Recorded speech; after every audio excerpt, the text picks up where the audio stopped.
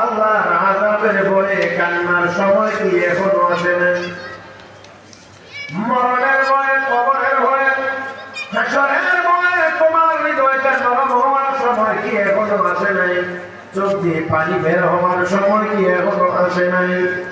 অর্ধমাতান অবস্থায় জবাব দিচ্ছেন তিনি, বালা ইয়া রাব্বি কাদ আন, বালা ইয়া রাব্বি কাদ আন, বালা ইয়া রাব্বি কাদ আন। প্রভু হ্যাঁ সময় এসেছে, হ্যাঁ সময় এসেছে, হ্যাঁ সময় এসেছে। তিনবার জবাব দিয়ে মা দৌড় দিলেন বাড়িতে। মার কাছে গিয়ে বলেন, মা গো, ও মা, এতদিন পর্যন্ত যে কানের ভিতর থেকে বাজনার আওয়াজ বের হইতো আর সেই তালে তালে আমি গান গাইতাম, আজকে ওই তালের ভিতর দিয়ে আমি আল্লাহর কালামের তিলাওয়াত শুনতে পেয়েছি। আমি আমার আল্লাহর কালামের তিলাওয়াত শুনতে পেয়েছি। তারপর আবার প্রশ্ন করা হচ্ছে, সময় কি এখনো আসে নাই? কান্নার সময় কি এখনো আসে নাই? আমি জবাব দিয়েছি, হ্যাঁ এসেছে, হ্যাঁ এসেছে, হ্যাঁ এসেছে।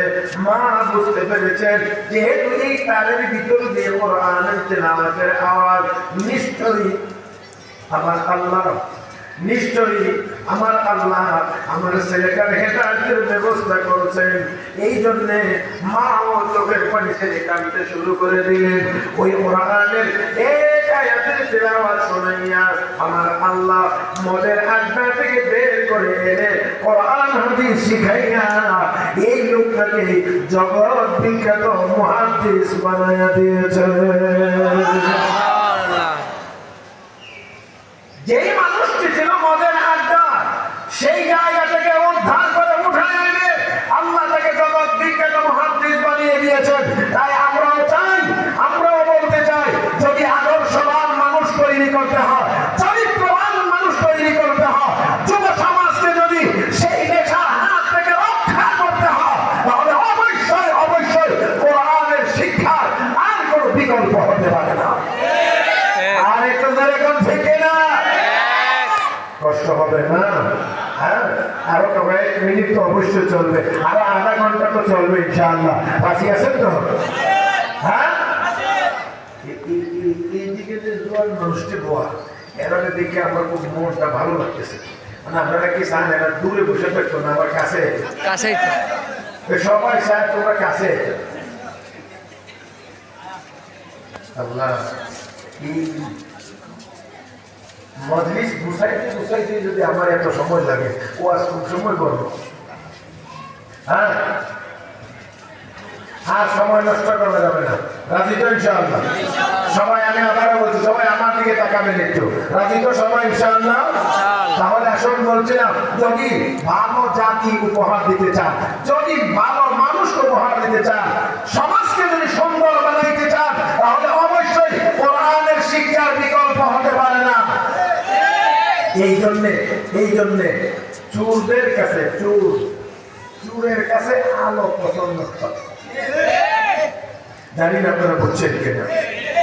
চোরের কাছে আলো পছন্দ না, কারণ অন্ধকার যত বেশি হয় চোরের জন্য চুরি করতে সুবিধা হয়। এই জন্য চোরেরা চায়, আমাবস্যারা চোরেরা চায় এই শীতের দিনে ঘন কুয়াশা, যাতে করে এই কুয়াশার ভিতরে রাস্তায় গাছ বাঁধায় আরো অনেক কাজ করতে পারে। তো চোরেরা কখনোই আলো চায় না। মনে রাখতে হবে, কোরআনের শিক্ষা হলো আলো। এই শিক্ষার বিরোধী দ্বারা এরা কোনো না কোনো পর্যায়ে চোর হওয়ার কারণে কোরআনের শিক্ষা তাদের পছন্দ লাগে না।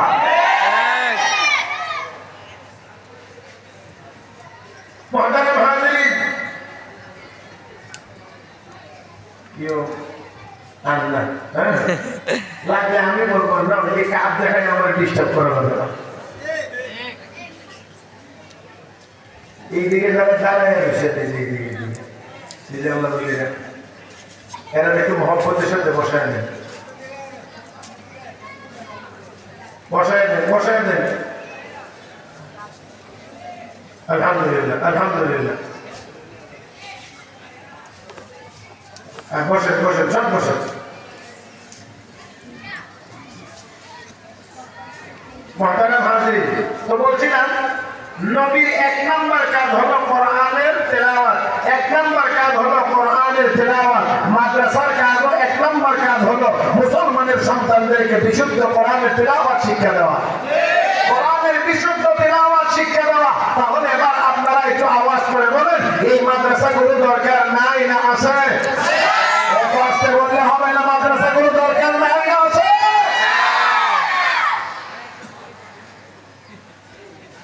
আল্লাহর নবী তেলাওয়াত করতেন, শুধুমাত্র তেলাওয়াত, শুধুমাত্র তেলাওয়াত।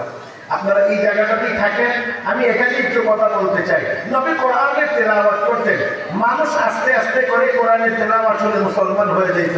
এই জন্য আবু লাহাব, উতবা সাহেবের কাছে এই কোরআনের তেলাওয়াত সহ্য হইত না, কোরআনের তেলাওয়াত সহ্য হইত না। তারা সবসময় বাধা দিত যাতে করে মুহাম্মদুর রাসূলুল্লাহ কোরআনের তেলাওয়াত যেন নির্বিঘ্নে করতে না পারে, যাতে করে কেউ যেন মুহাম্মদুর রাসূলুল্লাহর তেলাওয়াত শুনতে না পারে, কারণ শুনলে তো মুসলমান হয়ে যাবে।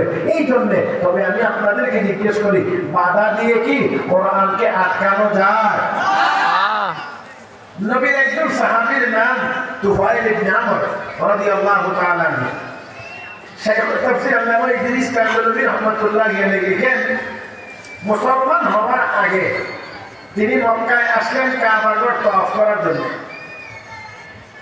মক্কার মানুষদের সাথে তার বাণিজ্যিক সম্পর্ক ছিল, বন্ধু বান্ধব অনেক ছিল। তো কাবা শরীফ তওয়াফ করার জন্য যখন আসছে, মক্কার লোকজন তাকে পেয়ে বলতে আছে, তুফাইল তুমি হয়তো জানো না, আমাদের মক্কাতে একজন লোক আছে, নাম তার মুহাম্মদ, তার বাবার নাম আব্দুল্লাহ। এই লোকটা নিজেকে নবী বলে দাবি করে, কালেমার দাওয়াত দেয়, এক আল্লাহর দাওয়াত দেয়, আর কোরআন নামে কি বলে একটা তার উপরে নাজিল হয়, এটা তেলাওয়াত করে শোনা। এই কোরআনের তেলাওয়াত শুনে শুনে আমাদের সমাজের অনেক মানুষ বিধর্মী হয়ে গেছে। কি হয়ে গেছে? মুসলমান হইলে তারা বলতো কি হয়ে যাইতেছে? বিধর্মী। আর তারা সাংঘাতিক ধার্মিক। কথা বলেন নাই? তারা সাংঘাতিক ধার্মিক। মুসলমান হইলে বলতো বিধর্মী হয়ে যাচ্ছে। সাবধান, তুমি কিন্তু তার কাছে যাও না, তেলাওয়াত শুনবে না।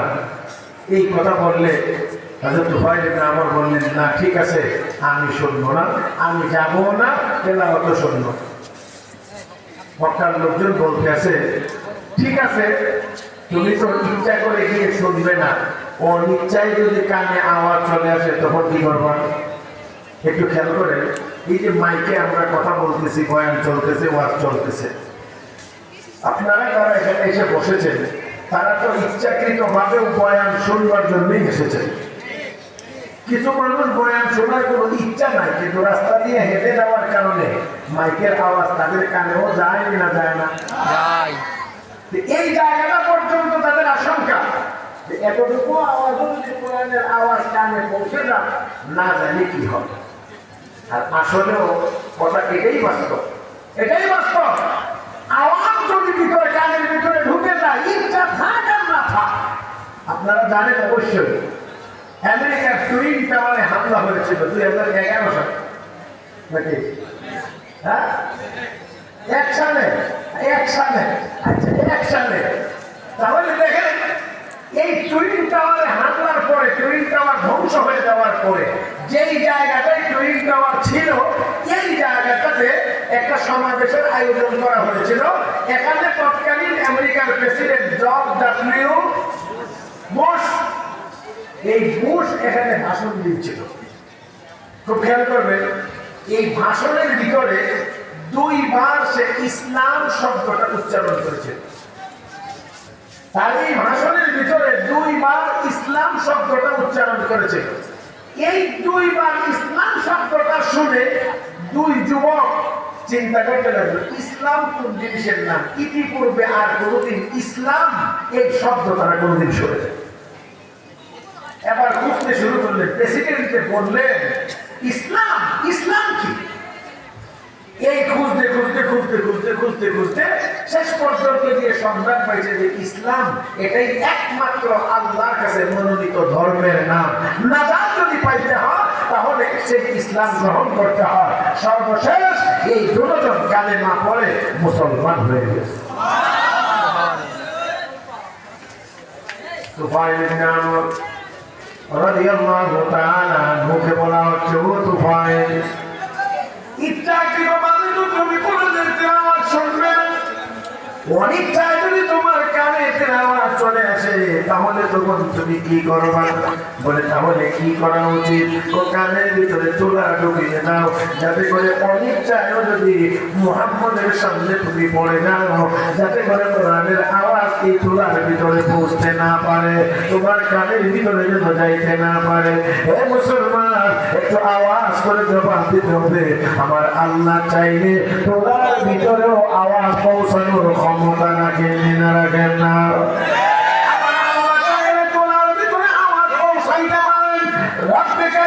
সেই ক্ষমতা রয়েছে।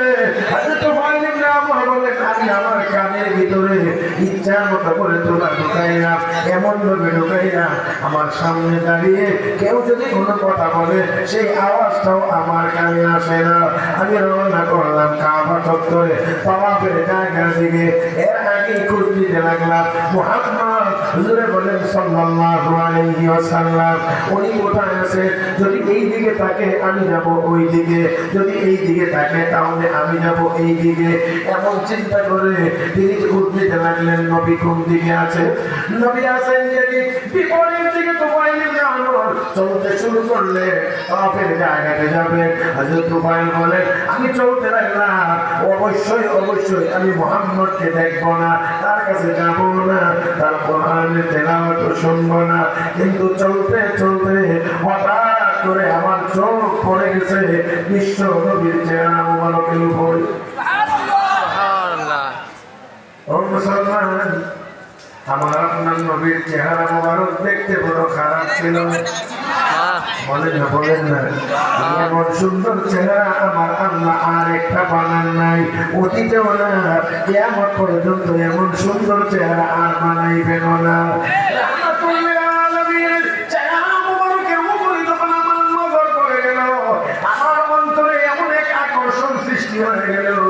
আমি এখন আর নবীর কাছে না গিয়ে থাকতে পারি না। সব জবানে একসাথে বলেন ফিরাইতে চায়, নবীর কাছে যাইতে দিবে না, নবীর কাছে যাবে না, এই জন্য অন্য দিক দিয়ে না। রব্বে কারীম বলেন কেমন করে যাওয়াইতে হয় এটা আমার ভালো জানা আছে। যাবি না, যাওয়াইতে হয় কেমনে এটা আমি বড় ভালো করে জানি। যাইতে চাইবে না, যাবে না, কিন্তু যাওয়াইতে হবে। রব্বুল আলামিন বলেন, রব্বুল আলামিন বলেন আমার ইচ্ছা, আমি যা চাইবো তা হবে, আমি যা চাইবো না তা কোনোদিনও হবে। ও মুসলমান, লক্ষ্য করে দেখেন হযরত তুফাইল ইবনে আমর রাদিয়াল্লাহু তাআলা আনহু বলেন আমার কলবে এমন এক আকর্ষণ সৃষ্টি হয়ে গেছে, আমি এখন নবীর কাছে আর না গিয়ে থাকতে পারি না।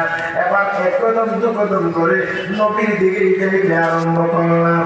নবীর কাছে যাইলাম, নবীর পিছন দিয়ে কি কাছাকাছি হয়ে গেলাম। আল্লাহ নবী তখন কোরআনের তেলাওয়াত করতেছিলেন, আমার কানের তোলার ভিতরে নবীর জবানে কোরআনের তেলাওয়াতের আওয়াজ আল্লাহ পৌঁছায়া দিয়েছে।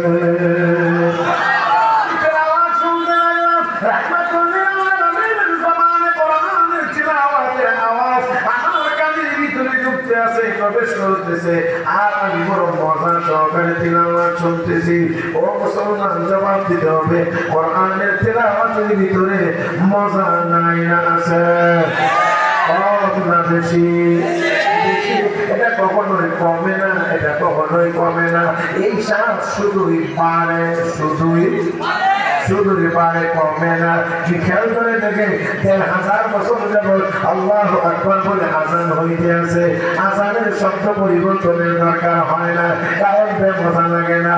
১,০০০ বছর যাবত নামাজ আরম্ভ হচ্ছে সূরা ফাতিহা দিয়ে, আলহামদুলিল্লাহি রাব্বিল আলামিন সূরা ফাতিহা তিলাওয়াতের মাধ্যমে আজ পর্যন্ত এই সূরা ফাতিহা পরিবর্তনের দরকার হয় না, কারণ মজা লাগে, মজা লাগে না। ও মুসলমান, যতই শুনি মনে হয় এই প্রথম শুনলাম, এই বুঝি এখন মাত্র এই সূরার তিলাওয়াত করলাম। যদি কেউ ভুলে সূরা ফাতিহা তিলাওয়াত না করে ইমাম সাহেব পিছন দিক দিয়ে মুসল্লিরা লোকমা দিবে,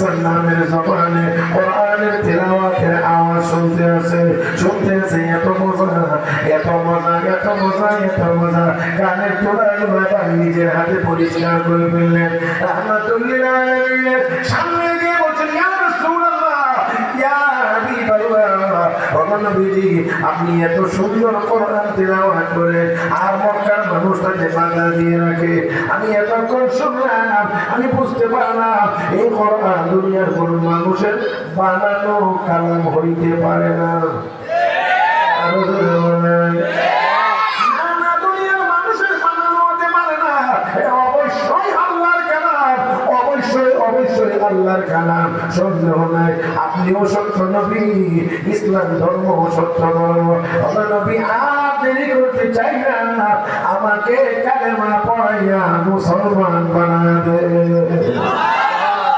ও মুসলমান হযরত তুফাইল কালেমা পড়ে মুসলমান হয়ে গেলেন মুসলমান হওয়ার পরে তিনি আমার বলছেন ইয়া রাসূলুল্লাহ আমি কালেমা পড়লাম আমি মুসলমান হইলাম আমার জন্য এতটুকুই যথেষ্ট না আমি এই কালেমার দাওয়াত আমার বংশের লোকদের কাছে আমি দিতে চাই তাদেরকে ওই কালেমার পথে আমি আহ্বান করতে চাই এই কালেমার দাওয়াত আমি তাদেরকেও দেব ও মুসলমান এই উম্মত আখির নবীর এই উম্মতের কাজ শুধু নিজে ইমানদার হয়ে ঘরে বসে থাকা না আরেকজনকেও ইমানের দাওয়াত দেওয়া নিজে নামাজি হয়ে বসে থাকা না আরেকজনকেও নামাজের কথা বলা জোরে জোরে জোরে শুধুমাত্র নিজে নামাজ পড়বে তা না নামাজ আরেকজনকেও পড়ার দাওয়াত দিবে পড়ার কথা বলবে আর যারা রাষ্ট্র ক্ষমতায় যাবে তাদেরও কাজ হলো আল্লাযীনা ইমাক্কানাহুম ফিল আরদ আকামুস সালাহ মুসলমানেরা যারা রাষ্ট্র ক্ষমতায় যাবে তাদের এক নম্বর কাজ হলো জাতিকে নামাজি বানানো মুসলমানদেরকে নামাজি বানানো আওয়াজ করে বলেন কি বানানো জোরে জোরে জোরে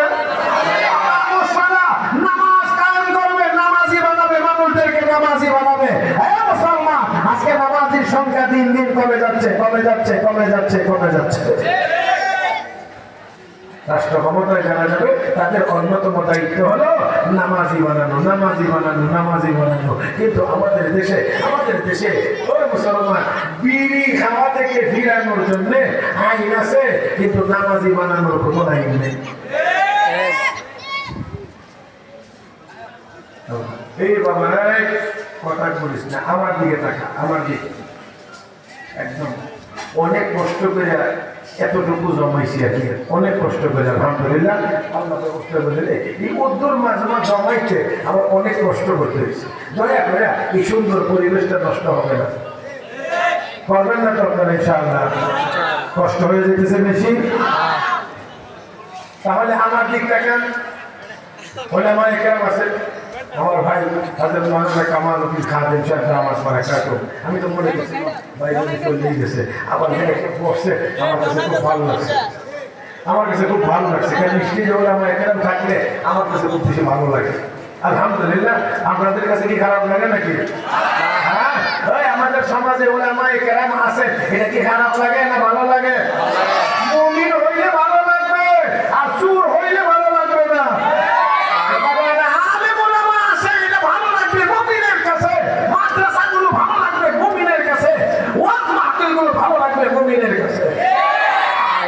তাহলে ওয়াজ মাহফিল যদি ভালো লাগে না মাদ্রাসা যদি ভালো লাগে না আলেম ওলামা যদি ভালো লাগে না তাহলে বুঝতে হবে আসলে তার ভিতরে ঈমানটা ঠিকঠাক মতো নাই হ্যাঁ বুঝে নিয়ে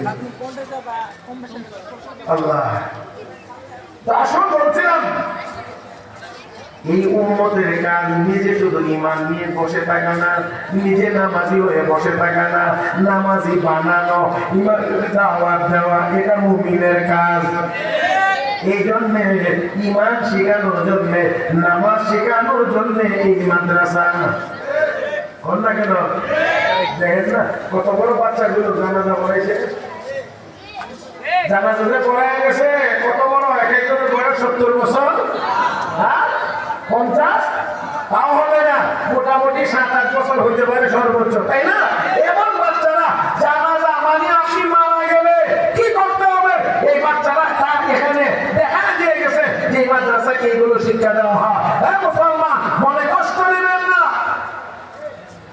বহু বাবার বহু সন্তানেরা আছে, অনেক বড় বাবার বড় সন্তানেরা আছে, জানাজা পড়াবে তো দূরের কথা, জানাজা পড়ানোর কথা কল্পনাও করতে পারে না।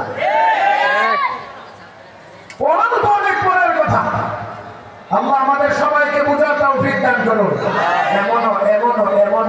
এমনও সন্তান আছে, বাবা মারা গেছে মেডিকেলে, ডাক্তার সাহেব ফোন করছে আপনার বাবা মারা গেছে, সর্বোচ্চ চিকিৎসা দেওয়ার পরেও তাকে বাঁচাইতে পারি নাই, লাশটা এসে নিয়ে যান। সন্তান অপর দিক থেকে জবাব দিয়ে বলছেন আমি অত্যন্ত বিজি ডাক্তার সাহেব, আমি অত্যন্ত বিজি, ব্যস্ত। আপনি যদি আপনার নিজস্ব তদারকিতে এই লাশটা দাফন করতে পারেন তাহলে একটু করে দেন, আমি টাকা পয়সা দিয়ে দেবো। আর যদি না পারেন তাহলে আঞ্জুমানে মফিদুল ইসলাম যারা বেওয়ারিশ লাশ দাফন করে তাদের হাতে বাবার লাশটা হস্তান্তর করেন। দাফন করার মতো সময় আমার হাতে নেই। শুনে কেমন লাগছে আপনার কাছে? আর আপনি সন্তান জন্ম দিলেন, এই সন্তানের জন্য মাথার ঘাম পায়ে ফেলাইলেন, পরিশ্রম করলেন, খাওয়াইলেন, পড়াইলেন, লেখাপড়া করাইলেন, সেই ছেলে আপনার মরার পরে লাশটা নিয়ে দাফন করবে এতটুকু সময় হয় না, সে অত্যন্ত ব্যস্ত। তার মানে কি মনে রাখবেন, উনিও যখন মারা যাবে তার ছেলেও তো বলবে যে আমার আব্বা তো আমার দাদাকে দাফন করে নাই, তো আমি আর আমার বাবাকে দাফন করতে যাবো কেন?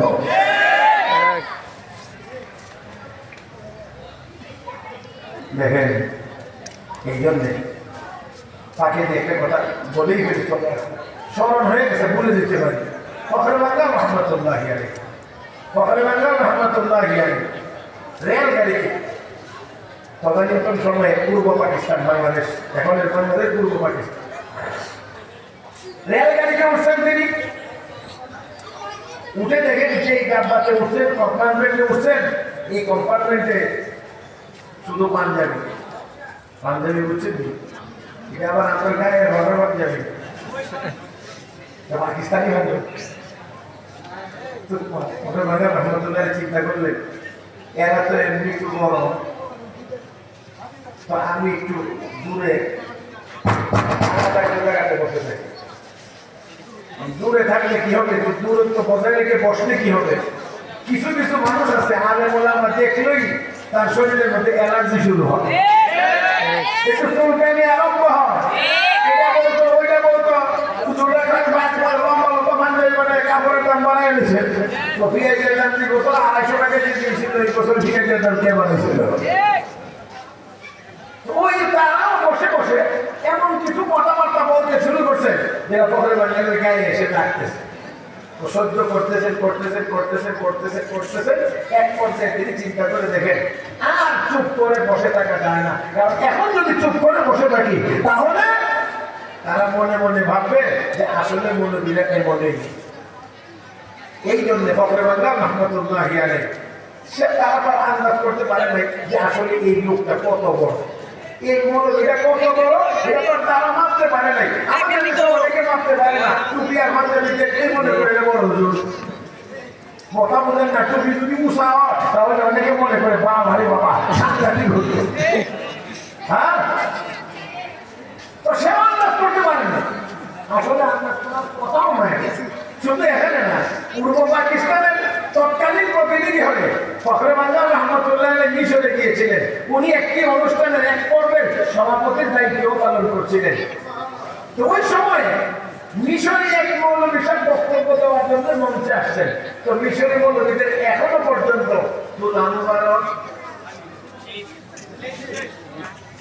একবার ক্লিন, তো এই ক্লিন একদম পরিষ্কার এক মৌলানা সাহেব মঞ্চে এসে সভাপতিদের অনুমতি চাচ্ছেন আমি একটু ওয়াশ করবো।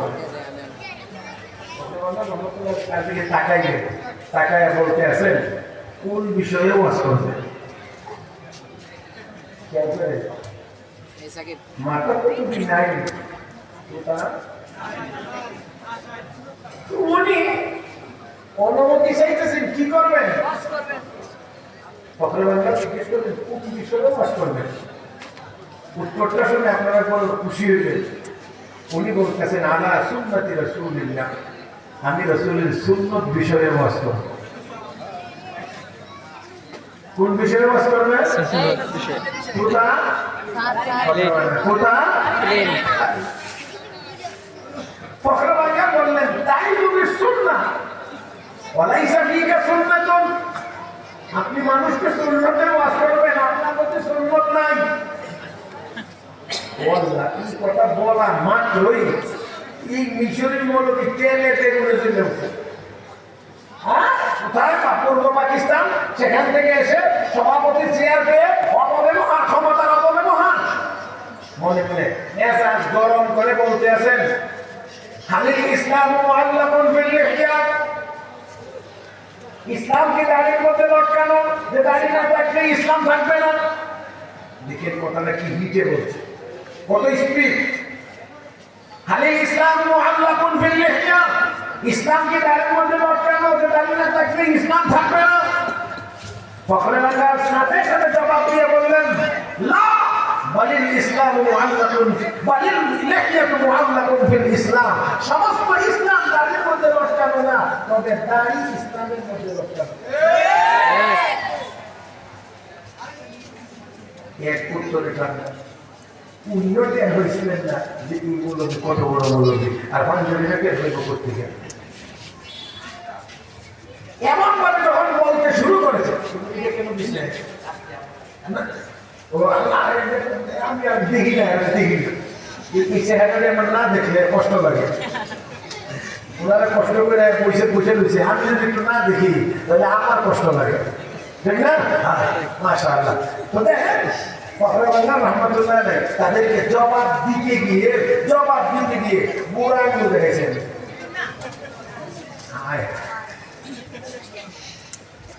এই বুড়া আঙ্গুলের যদিও আঙ্গুল, এটা কিন্তু কোনো কোনো ক্ষেত্রে বড় মারাত্মক। আমি এর চেয়ে বেশি আর কিছু বলতে পারবো না। এটা কোনো কোনো ক্ষেত্রে এটা বড় মারাত্মক। যার কারণে অনেক মানুষ মেজাজ গরম করে তো সাথে কোনো আপোষ নাই, কি হয়েছে বুড়া আঙ্গুল দেখাইছে, বুড়া আঙ্গুলের অসুবিধা কি হয়েছে, আর আজকে হাতের আঙ্গুল তাতে তোমার অসুবিধা হইলো কেন, তোর আগ উঠলো কেন, তাহলে বোঝা গেল এটা আঙ্গুল না, আঙ্গুল দিয়ে আর কিছু, ঠিক না? হ্যাঁ, এটা আবার এখন অন্যান্য দেশে এইটা আমার যেমন সৌদি আরব এটা দেখা যায় তুমি আমি মানে 100 বাংলাদেশে পরিবারে তো এটা দেখাইছে। এবার বলেন তো দেখি এবার তো সবাই একেবারে আরো বড় হয়ে কর মৌলভী সাহেব এটা কি করলেন, এই আঙ্গুল দেখাই তোমরা এতক্ষণ যা কিছু বলতেছি না আমাদের পুত্রের অবস্থায় করে অত্যন্ত ঘেরঘেরি করছি না, এটা বুঝেন নি, ঘেরঘেরি বুঝেন অতটাই বেশি কথা করেন। তো এই এতক্ষণ এই বকর করলাম জবাব বেশি এই গুণার মধ্যে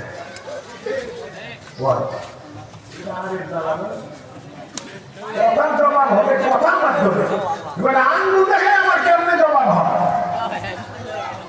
এখন তো এটাও বুঝে না, বুঝে আসে নাই, না আসে না, কথা হলে একটু খেয়াল করে শোনো।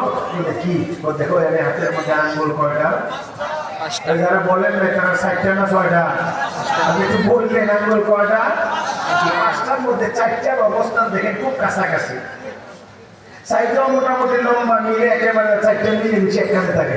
এই বুড়াটা কিন্তু একটু দূরে, 3 ইঞ্চি 1.5 ইঞ্চি দূরে, এটা সাইডে ওইটার সাথে বেশি মিলতে পারে না, মিলতে হইলেও একটু বেহারা হবে, কথা বোঝেন নাই? কিন্তু এই 5 আঙ্গুল মিলে একটা সমাজ, এই সমাজের ভিতরে এই বুড়া আঙ্গুলটা দূরে থাকার পরেও এই 4 আঙ্গুলের লিডার হলো এই বুড়া আঙ্গুল। বুঝে একটু কষ্ট হইল যে বুড়া আঙ্গুল 5 আঙ্গুলের মধ্যে এটা লিডার কেমনে, একটু খেয়াল করে দেখেন না। একটু লবণ যদি সিম্পলিতে আনতে চান, বুড়া মেয়েকে সারা আনেন নাকি এমনি ধরলে আসবে, কিন্তু এটা সারা যদি এমনি আনেন তো কাটবে, কেসির মতো কাটবে, আসবে না। ক্ষেত রুইতে গেলে রোয়া বুঝলি, রোয়া ক্ষেত রুইতে গেলে বুড়াটা সারা একটু 2-1টা রুয়ে দেখেন তো কেমন লাগে, তো এটাও হওয়া যায় না। ক্ষেত রুইতে গেছে, এখন বাড়ি দিয়ে নাস্তা খাইতে হবে, বাড়ি থেকে আলু সিদ্ধ করে দিয়ে লাগছে, মরিচ টরিচ লবণ টবণ দিয়া ওই চুলায় কথা বানায় খাই লেখো, এখন একটু আলু হবে না, এটাও সম্ভব না। এবার আলু ভাঙতে হলে, ভর্তা বানাইতে হলে বুড়াটার সারা একটু ভাঙবেন না, এমনি যদি দেন আঙ্গুলও ভাঙার আশঙ্কা আছে। তার মানে হলো এবার বাটের লোকমা উঠাইয়া মুখের কাছে নিছেন, যদি দৌড়াইয়া একটু ধাক্কা না দেয় তো ভাত আপনার মুখে মতো যাবে। তার মানে হলো এই পোড়া আঙ্গুল ছাড়া 4 আঙ্গুল চলতে পারে না, কিন্তু এই আঙ্গুলের অবস্থান বাকি 4টা থেকে একটু দূরে। বর্তমান সমাজে সব দোষ মত দেওয়া, কান বাজনা সহ গুনার ব্যাপকতার কারণে ওলামায়ে কেরাম নিজেদের ঈমানের আমল বাঁচানোর জন্য কখনো কখনো সমাজ থেকে একটু দূরত্ব বজায় রাখে নিজের ঈমান আমল ঠিক রাখার জন্য। ওই আঙ্গুল দূরে থাকার পরেও যেমন 4 আঙ্গুলের বিনা পোড়া আঙ্গুল ছাড়া 4 আঙ্গুল চলতে পারে না, ঠিক তেমনি ভাবে হক্কানি ওলামায়ে কেরাম ছাড়া মুসলমান সমাজও এক মুহূর্তও চলতে পারে না।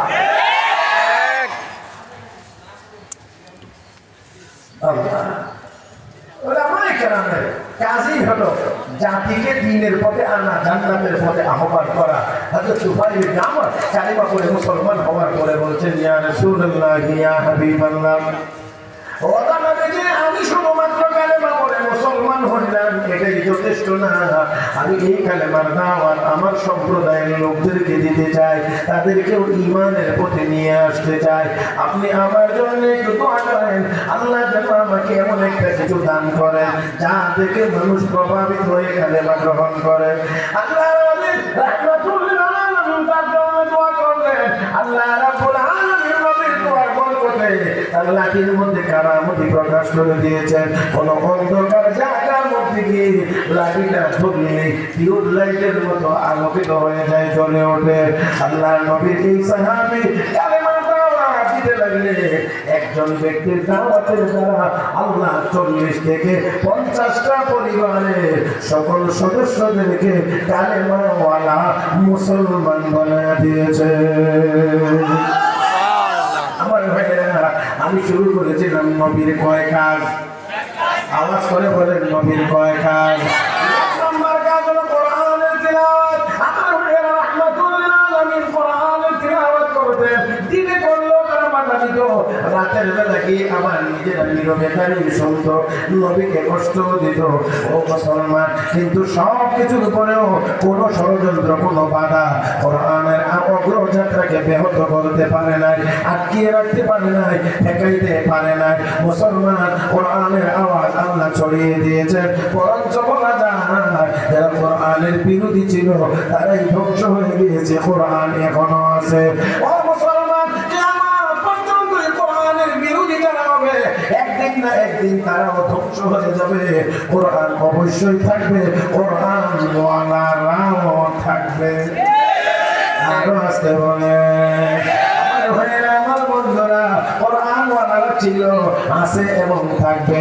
এটা কখনোই যাবে না, তারা কখনোই যাবে না, কারণ কোরআন নাযিল করেছেন আল্লাহ, হেফাজত করবেন আল্লাহ। অতএব কোরআন ওয়ালাদেরকেও হেফাজত করবেন আল্লাহ, কোরআনের প্রতিষ্ঠানগুলোকেও হেফাজত করবেন কে? আমার ভাইয়েরা, আমার বন্ধুরা, লক্ষ্য করে দেখেন, স্কুল কলেজ ইউনিভার্সিটি চালানোর জন্য লক্ষ লক্ষ হাজার হাজার কোটি টাকা, হাজার হাজার কোটি টাকা বরাদ্দ দেওয়া লাগে। আমাদের কওমি মাদ্রাসার জন্য সরকারের পক্ষ থেকে কোনো বরাদ্দ না থাকার পরেও কোটি কোটি টাকা সারা বাংলাদেশের কওমি মাদ্রাসার পিছনে ব্যয় হইতেছে। আল্লাহ রাব্বুল আলামিন মুমিন বান্দা বান্দীদের অল্প অল্প করে দেওয়া টাকার মাধ্যমে কোরআনের এই খেদমত চালু রেখেছেন। আমি বলতে চাই, যদিও কোনো সরকারি বরাদ্দ নাই, কিন্তু মহান আল্লাহর পক্ষ থেকে অবশ্যই বরাদ্দ আল্লাহর পক্ষ থেকে বরাদ্দ নাই না আছে। মুসলমান, তাই কোরআনের তিলাওয়াত, আমার নবীর 1 নম্বর কাজ হলো কোরআনের তিলাওয়াত। রাহমাতুল্লিল আলামিন কোরআনের তিলাওয়াত করতে গিয়ে মার খাইতে হয়েছে। আল্লাহর নবীকে কোরআনের তিলাওয়াত করতে গিয়ে উটের ভুঁড়ির বোঝা বহন করতে হয়েছে, রাস্তার মধ্যে কাদার বোঝা সহ্য করতে হয়েছে। রাহমাতুল্লিল আলামিন তারপরেও দমে যান নাই, আটকে যান নাই, থেমে যান নাই। বহু কথা নবীকে বলা হয়েছে, আল্লাহ নবী থামেন নাই। ও মুসলমান, আমাদেরকেও, বিশেষ করে কওমি মাদ্রাসাওয়ালাদেরকেও মাঝে মাঝে অনেক কথাই বলা হয়েছে, কিন্তু তারপরে তাদেরকে দমায়া রাখা যায় না। আমার বন্ধুরা, তাই আসল নবীর কাজ যদি কোরআনের তিলাওয়াত, এক নাম্বার কাজ নবী গো আপনি তিলাওয়াত করেন, তাহলে আমরাও তিলাওয়াত করবো ইনশাআল্লাহ। জোরে কর, জোরে কর, জোরে কর। আমরাও কোরআনের তিলাওয়াত করবো ইনশাআল্লাহ। আমার ভাইরা, আমরা আমাদের ছেলে মেয়েদেরকে কোরআন শিখাইবো, রাজি আছি তো ইনশাআল্লাহ? আরো জোরে কর। সকালে ঘুমতে ঘুমতে সাজাইয়া বুঝাইয়া কিন্ডার গার্ডেনে ভাড়াইয়া দেয়, আড্ডুম বাগডুম শিয়াই। হুজুর বলে গিয়েছেন জীবনের প্রথম শিক্ষা হবে কোরআন। না নাই পাঁচতে বললে হবে না, জোরে বলেন। মুসলমানের সন্তানের জীবনের প্রথম শিক্ষা হবে কোরআনের শিক্ষা। এই বুড়ার ডুম পড়তে পড়তে নিজেই বুড়ার ডিম হয়ে যায়। তারপরে হাট্টিমাটিম টিম তারা মারতে পারেনি, তাদের খাড়া দুটো শিং, তারা হাট্টিমাটিম টিম। কোথায় পাইলেন খাড়া শিংওয়ালা প্রাণী টিম করেন? পাইলেন কোথায়? প্রথম নাম্বার আমার কথা হলো, হাট্টিমাটিম টিম নামে কোন প্রাণী আদৌ কি পৃথিবীতে আছে? আছে কোথায়? এদের আবার শিংও হয়, এদের আবার ডিমও পারে। পাগলের খেলা। শিংওয়ালা প্রাণীর ডিম পারে না, ডিমওয়ালা প্রাণীর শিং হয় না। গরু, ছাগল, ভেড়া, বকরি, মহিষ এগুলো শিং হয়, এই জন্য ডিম হয় না। হাঁস মুরগির ডিম হয়, এই জন্য শিং হয় না। এমন আবার ওদের মিলাইয়া তো হয়, তাদের খানা দুটো শিং, তারা মাঠে পারেনি। আর এরকম সোনা কবিতা যখন বলতে পারে, ছেলেটা বড় ব্রিলিয়ান্ট।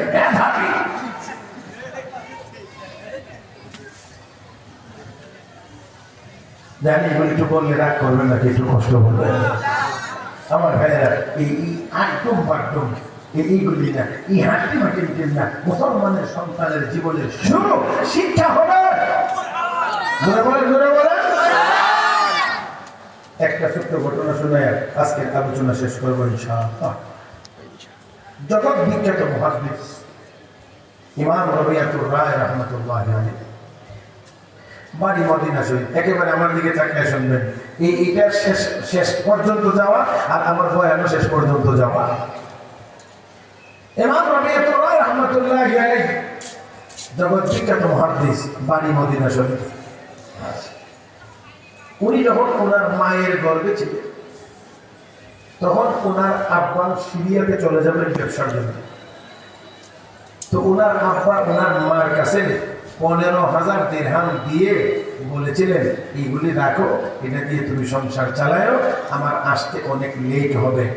দারুল দেওবন্দ মাদ্রাসার সুদীর্ঘ 56 বছরের প্রিন্সিপাল হযরত আব্বাস মাওলানা কারি তৈয়ব সাহেব রাহমাতুল্লাহি আলাইহির মতে ওনার এই বাণিজ্যিক সফরটা ছিল টানা 16 বছর। 16 বছর। তৎকালীন যুগে তো এরকম মোবাইল টোবাইল নাই, গেছে তো গেছে, বাড়িঘর আছে না নাই কেউ চিন্তা না, মোটা কি খবর। এদিক দিয়ে সন্তান জন্ম নিয়েছে, মা নাম রাখছে রাবিয়া, আদর সোহাগ দিয়ে লালন পালন করছে। যখন পড়বার মতো সময় হয়েছে, তখন আলিফ বা তা সা শিক্ষা দেওয়ার জন্য মক্তবে ভর্তি করেছে। ছেলে আস্তে আস্তে আগাম, মাও পিছন দিক দিয়ে আস্তে আস্তে ভূমিকা পালন করে। মায়ের ভূমিকা ছেলে সামনের দিকে আগাইতে আছে, বাবা কিন্তু তখন বিদেশ। এই দিক থেকে বাবা দেশে ফিরে আসার আগে আগে মায়ের তত্ত্বাবধানে, মায়ের মেহনতের বরকতে আল্লাহ 16 বছর বয়স হওয়ার আগে আগেই তার সন্তান রবিয়াকে শুধুমাত্রই গতানুগতিক একজন আলেম বানাইছেন তা না, মসজিদে নববীর ভিতরে রওজা শরীফের পাশে বসে বসে হাদিস পড়ানোর জন্য তিনি মুহাদ্দিস নিযুক্ত হয়েছেন। বয়স তখন 16 বছর। ইতিমধ্যে ইমাম রবিয়াতুর রায় রাহমাতুল্লাহ আলাইহির বাবা সিরিয়া থেকে দেশে ফিরলেন, বাড়িতে প্রবেশ করবেন, এগিয়ে গেছেন।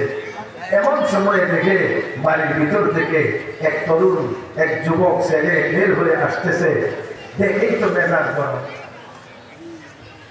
মেজাজ গরম জিজ্ঞেস করে, যুবক কে তুমি? আমার বাড়ির ভিতরে তুমি যুবক ঘুরে মুরব্বী বলেন কি আপনি কে আমার বাড়িতে ঢুকতেছেন আমারে না দিয়ে? একজন বাবা একজন ছেলে, কিন্তু জীবনে কোনোদিন দেখা, দুজনের মধ্যে কথাবার্তা আস্তে আস্তে একটু গরম হইতেছে। আর দুনিয়ার সব ঝগড়াঝাটি শুরু হয় মুখ দিয়ে, আর ফিনিশিং হয় দুজনের মধ্যে কথা কাটাকাটি হচ্ছে, আস্তে আস্তে উত্তপ্ত হচ্ছে। একজন আরেকজনকে না চিনলেও বাড়ির মহিলা তো দুজন দিয়েছে। সামনে এগিয়ে আসলেন, ছেলেকে বলতেছে যাও তুমি তোমার কাজে যাও, আর স্বামীকে বলতেছে বাড়ির ভিতরে আসেন। কিন্তু ভিতরে আসলে কি হবে? মেজাজ তো গরম। মেজাজ একবার গরম হইলে যতক্ষণ পর্যন্ত আবার ঠান্ডা না হয় ততক্ষণ পর্যন্ত যে কোনো ব্যক্তি কথা বললে ফাট করে ওঠে। ভালো কথা বললেও এই সময় এটা আইতে আইতে মসজিদ পর্যন্ত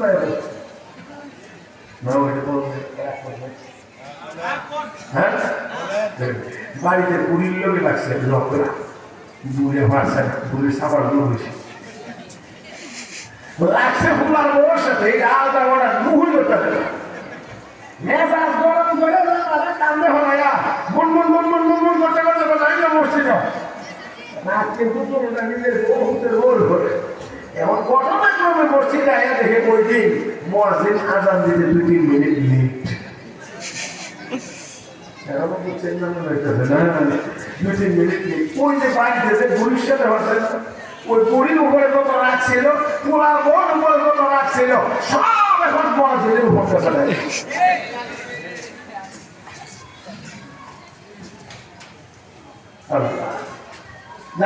মুসল্লি কত প্রকার এটা উদাহরণ সহ আমার জানা আছে, সব বলবো না, বললে আবার সবাই সহ্য করতে পারবেন না। তো দেখ এখানে করলেন দেখ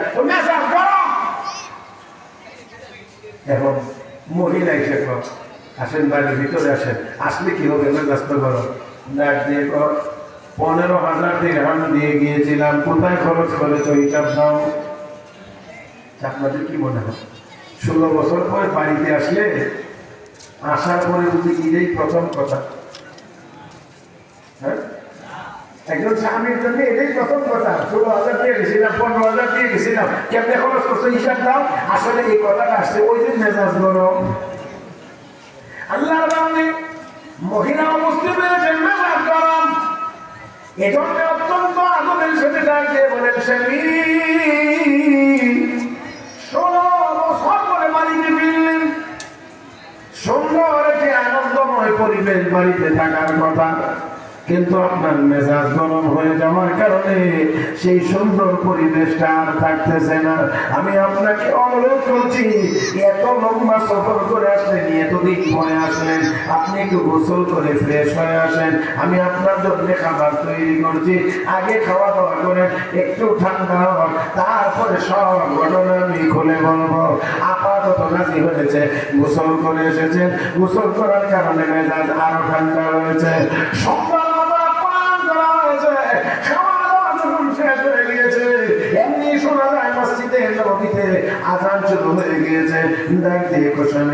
আগে নামাজটা পড়ে আসে, তারপরে কথা হবে, তাতে করে বোঝা যায় ওই মহিলাটা আল্লাহ নেককার বান্দি ছিলেন।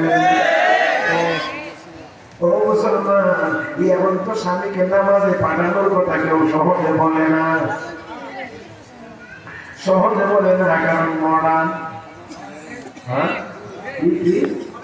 মডার্নের পরেরটা আলটা মডার্ন, আরো আরো মডার্ন, নামাজের কথা বলে না। আর বলবো কি আমারে আমারে এক জায়গায় বিয়ের মধ্যে, বিয়ের মধ্যে মানে কি, মানে বউ দেখানো যাচ্ছে, বউ দেখানোর অর্থ এখানে আপনাদের বুঝছেন না যে আমি যদি দেখছি দেখা না আর আমি দেখি এক দুই কথা দিকে কথা বুঝছেন না আপনারা, মানে আড়াল থেকেই এক দুই কথা আমাকে জিজ্ঞেস করবে। এবার আমি কথা বলতে গিয়ে উত্তর কথাই বলছিলাম যে নামাজ কি কয় রাখা কেমনে পড়তে হয় এই কথা বলতে না বলতে আরেকজনের ইশারা দিয়ে মানে ইংরেজি গায়ে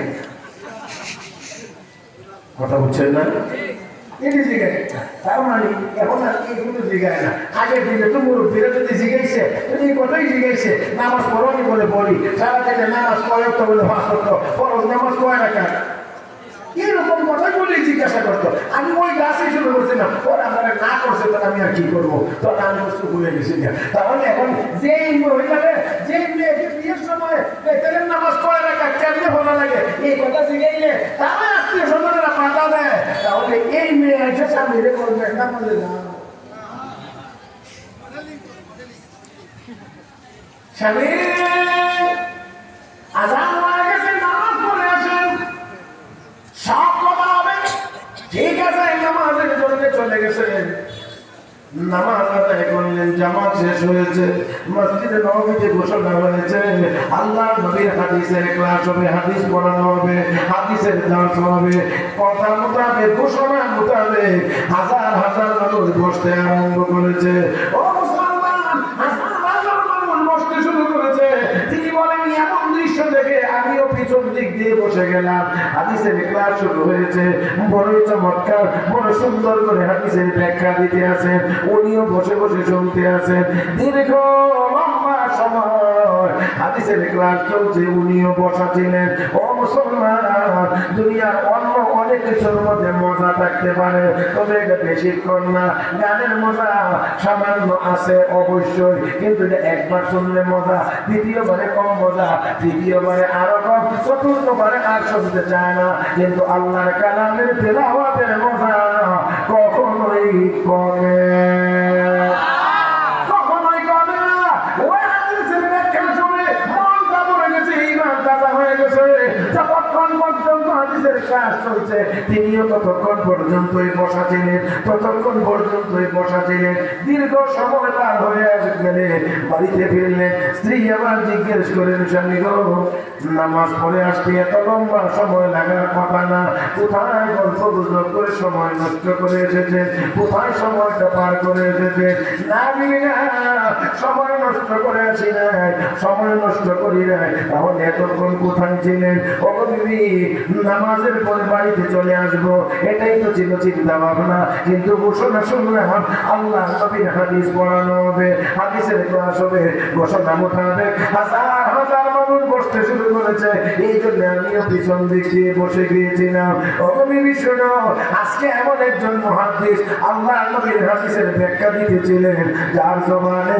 নবীর হাদিসের ব্যাখ্যা শুনে আমার ঈমান তাজা হয়ে গিয়েছে আখিরাতের চিন্তায় আমার চোখ দিয়ে পানি বের হয়ে গেছে এত মজার হাদিসের ক্লাস শেষে আমি উঠে আসতে পারলাম না এই জন্য যতক্ষণ পড়াইছে আমিও ততক্ষণ পর্যন্ত বসে বসে নবীর হাদিসের ব্যাখ্যা শুনলাম এই জন্য দেরি হয়েছে স্ত্রী আমার জিজ্ঞেস করেন স্বামী বলেন এমন একজন মুহাদ্দিস যদি টাকা দিয়ে কিনতে হয় কত টাকা দিয়ে কিনা যাইতে পারে আপনি কত টাকা দিয়ে কিনতে রাজি আছেন ও বেবি কি বললা এটা কি কোনো টাকা দিয়ে বেচা কেনার বস্তু নাকি এত বড় মুহাদ্দিস এটা কি টাকা দিয়ে বেচা কেনা করা যায় নাকি তারপরে বলছি একজন বিশাল বিশাল ধন্যবাদ যদি দিয়ে দেওয়া হয় তারপরেও এই মুহাদ্দিসের উপযুক্ত দাম হবে না স্ত্রী আমার অতি আনন্দের কারণে কেঁদে ফেলেছেন চোখ দিয়ে পানি বের হয়ে গিয়েছে কাঁদেন আর বলেন স্বামী গো তাহলে সুসংবাদ গ্রহণ করেন যেই সন্তান গর্ভে রেখে সিরিয়ায় চলে গিয়েছিলেন ব্যবসার জন্য আর সেখান থেকে ফিরে এসে 16 বছর পরে বাড়ির গেটে যুবককে দেখে রাগ করেছিলেন মেজাজ গরম হয়ে গিয়েছিল এই যুবক আর কেউ না আপনার রেখে যাওয়া সন্তানটাই এতদিনে যুবকে পরিণত হয়েছে আর এতক্ষণ পর্যন্ত যেই মুহাদ্দিসের কাছে বসে হাদিসের ব্যাখ্যা শুনে ঈমান তাজা করে এসেছে এই মুহাদ্দিস আর কেউ না আপনার দেখা এই যুবকটাই হলো সেই মুহাদ্দিস ওগো স্বামী আপনার রেখে যাওয়া 15,000 দিরহাম খরচ করে আমি আপনার জন্য এত বড় একজন মুহাদ্দিস তৈরি করেছি আমি আপনার জন্য এই মুহাদ্দিস তৈরি করেছি। ও মুসলমান, তাহলে আমরা তো কত কিছুই শিখাই। আসল না জীবনের শুরুতে সন্তানটাকে কোরআনের তেলাওয়াত শিখাই। আমার নবীর 4 কাজে 1 নম্বর কাজ হলো কোরআনের তেলাওয়াত, 2 নম্বর হলো আত্মশুদ্ধি, 3 নম্বর হলো কোরআন শিক্ষা দেওয়া, 4 নম্বর কাজ হলো হাদিস শিক্ষা দেওয়া। আমি পরেরগুলো আর আলোচনা করতে গেলাম না, শুধু হেডলাইন বললাম। এই সবগুলো কাজ আমাদের কওমি মাদ্রাসার ভিতরে আছে। জোরে বলেন। তাহলে এবার বলেন দেখি, এই মাদ্রাসাগুলো টিকে থাকার দরকার, টিকায়া রাখার দরকার আমাদের সকলের আছে না নাই? একটু হাত তুলেন তো দেখি এই মাদ্রাসার পক্ষে। আল্লাহ তুমি কবুল করো, মঞ্জুর করো। আল্লাহ তুমি সবাইকে দ্বীনের খাদিম হিসেবে কবুল করো। জোরে বলেন আমিন। আমি আর কথা লম্বা করতে চাই না। তো মাদ্রাসা, এই মাদ্রাসাতে দিন রাত মুসলমানের সন্তানদেরকে কোরআন শিক্ষা দেওয়া হয়, কোরআনের তেলাওয়াত শিক্ষা দেওয়া হয়, কোরআনের মাসআলা মাসাইল শিক্ষা দেওয়া হয়। ও মুসলমান, এইগুলো হলো আল্লামা মুফতি আমিন রহমাতুল্লাহ আলাইহি বলতেন যে এই মাদ্রাসাগুলো হলো ইসলামের ক্যান্টনমেন্ট। সেনাবাহিনী থাকে, যেমন ক্যান্টনমেন্টে সৈনিকেরা সেনাবাহিনী থাকে, বহিঃশত্রুর আক্রমণ হলে ক্যান্টনমেন্ট থেকে সৈনিকেরা বের হয়ে দেশ রক্ষার জন্য ঝাঁপিয়ে পড়ে, ঠিক তেমনি ভাবে ইসলামের উপরে কোনো আঘাত আসলে এই মাদ্রাসা নামের ক্যান্টনমেন্ট থেকে ওলামায়ে কেরাম সৈনিকেরা বের হয়ে ইসলামের শত্রুদের মোকাবেলায় ঝাঁপিয়ে পড়ে। এই জন্য এই প্রতিষ্ঠানগুলো টিকানোর দরকার। আর এই টিকানোর জন্য আপনারা অনেক ত্যাগ, অনেক কোরবানি অতীতে দিয়ে এসেছেন, এখনো দিচ্ছেন। যদি না করে দিতেন কোরবানি, যদি ত্যাগ দিক আপনাদের না থাকতো, তাহলে এই প্রতিষ্ঠান দাঁড়াইতো না, এই প্রতিষ্ঠান চলতো না। চলে আসছে অবশ্যই এটা আপনাদের সহযোগিতায় চলে এসেছে। তাই আসুন এই সহযোগিতার হাত আরেকটু বড় করতে হবে, আরেকটু লম্বা করতে হবে। আমি এখানে আসলে কালেকশন আমি ভালো পারিও না আর করিও না খুব একটা। এখন আর ওই মেজাজও নাই। ওয়াজের বয়স বেশি হয়েছে না, মাত্র 33 বছর। কথা বুঝেন নাই? ওয়াজের বয়স বেশি হয়েছে না। আমি এতদিনে অবশ্যই বয়সের কারণে একটু মেজাজেরও কিছুটা তো পরিবর্তন আসে। এখন আর ওই খুব বেশি মেজাজও নাই। তারপরেও মুফতি বেলাল সাহেব আমার বারাকাতুহ আমাকে অত্যন্ত মহব্বত করেন। আল্লাহ পাক তার হায়াতে বরকত দান করুন। আমার ভাই মাওলানা কামালউদ্দিন খাদেম সাহেব আমার বারাকাতুহ, ওনার হায়াতে আল্লাহ বরকত দান করুন। মুরব্বী বসে আছে, আল্লাহ দীর্ঘ নেক হায়াত দান করুন। আমি বড় করে চাইতে পারবো না, এই সাহসও আমার নাই, এই সাহসও আমার নাই। মাশাআল্লাহ, সেক্রেটারি সাহেব আছেন, মাশাআল্লাহ মাশাআল্লাহ, আল্লাহ কবুল করুন, আল্লাহ কবুল করুন। আমি খুব বড় অ্যামাউন্ট চাইবো, এমন সাহস আমার খুব বেশি একটা হয় না, কারণ ছোট মানুষ তো বড় করে যদি ছায়া দেয় আর যদি না হয় তাহলে একটা ব্যাপার স্যাপার আছে না। এই জন্য আমার একটু ভয় কাজ করে। তবে এই ওয়াজের সিজনে খুব বেশি দিন হয়েছে না, এই আমার মাথার চুলটি দেখলে হঠাৎ মনে হয় না, বুঝবেন যে খুব লম্বা না। হ্যাঁ, কথা বললেন নাই, বুঝছেন নি? এটা কিছুদিন আগে আলহামদুলিল্লাহ ওমরা সফর থেকে এসে, তো এই সব কিছু মিলে আপনাদের কাছে বড় করে চাইলাম না, ছোট করে চাইলাম। আল্লাহ একজন বান্দা, আমরা তো ভাই এখন যদি উঠেন তাহলে এটা একেবারেই অসুন্দর হয়। একজন মানুষ, আমি এই মজলিস থেকে একেবারে ভিআইপি চেয়ার সহ সবখানে মিলে মসজিদের বারান্দার জায়গা আছে তাদেরকে সহ মিলে একটা মানুষ চাই যিনি বলবেন ইনশাআল্লাহ এই মাদ্রাসার জন্য আমি 5,000 টাকা দেবো, এমন একজন মধ্যে মুজাহিদ কে আছেন? হাত তুলে বলবেন যে ইনশাআল্লাহ।